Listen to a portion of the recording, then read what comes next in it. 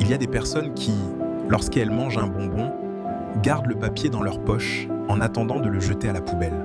Et cela peut sembler un geste insignifiant, un tout petit geste.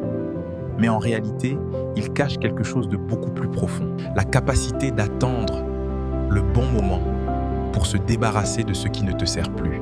Et ce n'est pas seulement du respect ou du civisme, même si j'en ai aussi. C'est une manière d'être au monde. C'est comprendre que tes actes ont un impact sur les autres.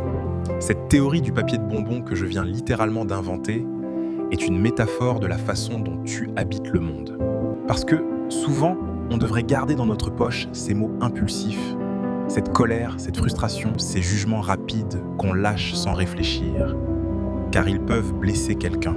C'est très beau en fait d'avoir la capacité de garder ton papier de bonbon dans la poche et de ne le jeter qu'au bon moment, au bon endroit.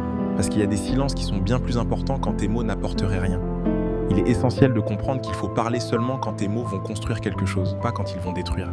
Et souvent, on devrait faire ce petit geste intérieur au cas, garder son papier et le jeter quand on sait qu'il ne fera de mal à personne.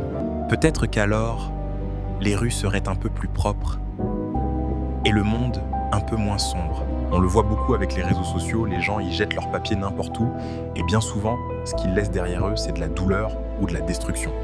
C'est donc une manière d'habiter le monde. Garder ce petit papier et le jeter au bon moment. La véritable grandeur ne réside pas dans les grands gestes, mais dans ces petites choses que tu peux apporter au monde. Comme l'a si bien dit Eduardo Galeano, beaucoup de petites gens, dans de petits endroits, faisant de petites choses, peuvent changer le monde.